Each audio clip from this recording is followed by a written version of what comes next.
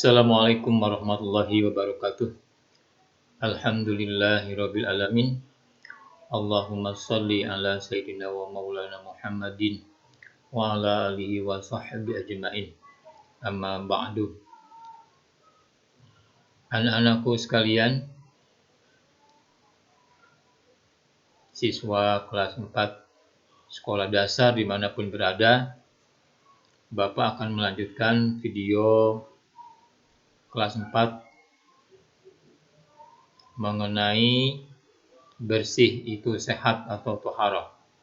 Kali ini Bapak akan menyampaikan mengenai pelajaran tentang tayamum. Ayo belajar tayamum.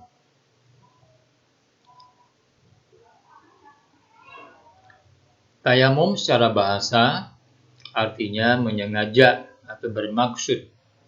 Dan secara istilah, tayamum adalah menyengaja bersuci dengan menggunakan debu yang suci.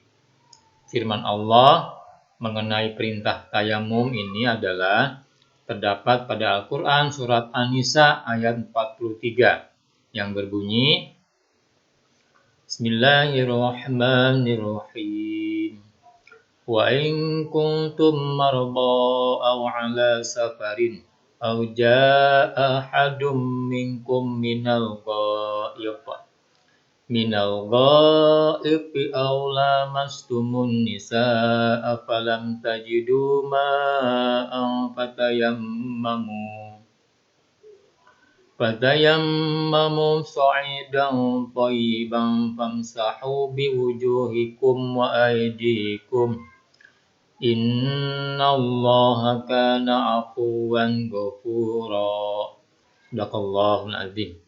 Artinya, adapun jika kamu sakit atau sedang dalam perjalanan atau setelah buang air atau kamu telah menyentuh perempuan sedangkan kamu tidak mendapatkan air, maka bertayamumlah kamu dengan debu yang baik atau suci. Usaplah wajahmu dan tanganmu dengan debu itu. Sungguh, Allah Maha Pemaaf, Maha Pengampun. Anak-anakku sekalian, tayamum berarti kita menyengaja, bermaksud atau berkeinginan. Secara istilah berarti kita sengaja atau bermaksud bersuci dengan menggunakan debu atau tanah yang suci. Sebagaimana sudah Allah perintahkan pada surat An-Nisa ayat 43 yang tadi Bapak bacakan. Selanjutnya anak-anak, tayamum dilakukan sebagai pengganti wudhu atau mandi wajib. Tayamum diperbolehkan apabila pertama, tidak ada air dan sudah berusaha mencari air, tetapi tidak mendapatkannya. Yang kedua, sedang sakit dan bila terkena air bertambah parah sakitnya. Yang ketiga, dalam perjalanan atau musafir dan sangat sulit mendapatkan air. Dan keempat, air sangat dingin dan berbahaya bagi tubuh. Ini adalah keempat sebab kita diperbolehkannya untuk tayamum sebagai pengganti wudhu atau sebagai pengganti mandi wajib bila keempat masalah ini kita alami, maka boleh diganti dengan tayamum. Berikutnya anak-anak, bagaimana tata cara kita bertayamum? Kita lihat sekaligus dengan gambar di sampingnya. Yang pertama, membaca basmalah. Ya, sebelum kita menempelkan tangan kita ke tanah, ke tembok, ataupun ke tempat-tempat yang bersih namun berdebu, kita terlebih dahulu disunahkan membaca basmalah. Bismillahirrahmanirrahim. Lalu yang kedua, menempelkan kedua telapak tangan di atas debu sambil niat. Lihat di gambar kedua, anak-anak, kita menempelkan kedua telapak tangan kita di atas tanah yang tentunya pasti banyak debu. Lalu yang ketiga, meniup debu atau tepuk-tepukan telapak tangan agar debu tidak tebal. Dilihat gambar tiganya, kita menepuk-nepuk telapak tangan kita agar debunya tidak terlalu tebal atau ada benda-benda yang lebih besar yang kasar sehingga lebih bersih debunya. Setelah itu, yang keempat, mengusap wajah dengan kedua telapak tangan. Anak-anak, dalam mengusap batasnya di ujung-ujung rambut ya, di ujung rambut, kepala, sampai ke dagu. Itu diusap secara menyeluruh. Lalu yang kelima, menempelkan kembali kedua telapak tangan di atas debu. Ini seperti gambar nomor 2. Kita ulang lagi sekali lagi. Lalu yang keenam, meniup debu atau tepuk-tepukan telapak tangan agar debu tidak tebal. Ya, sebelum diusapkan ke tangan, kita tepuk-tepukan dulu telapak tangan kita agar debunya tidak terlalu tebal dan ada benda-benda kasar juga tidak terbawa. Lalu yang ketujuh, mengusap punggung tangan kanan oleh telapak tangan kiri. Ya, seperti gambar 7 yang pertama, dan punggung tangan kiri oleh telapak tangan kanan sampai ke siku. Dilihat oleh gambar nomor 7 yang kedua. Nah, itulah anak-anak caranya kita bertayamum. Nanti anak-anak bila tidak paham, boleh ditanyakan di dalam komentar nanti di video ini. Baiklah, berkenaan dengan bersuci atau toharoh, terakhir Bapak akan menyampaikan tentang mandi wajib.